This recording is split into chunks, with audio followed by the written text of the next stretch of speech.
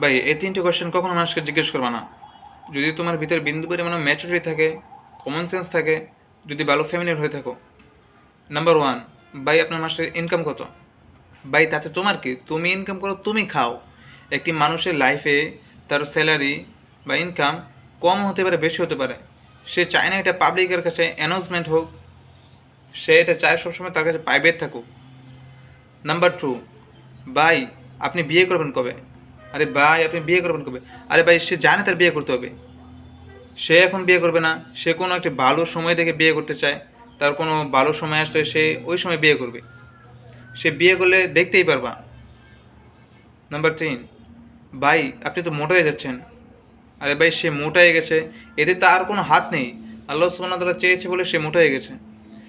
তার ঘরে মিরর আছে, আয়না আছে, সে দেখতে পাচ্ছে সে মোটা হয়ে গেছে। এগুলো ভাই খুবই প্রাইভেট কোয়েশ্চেন।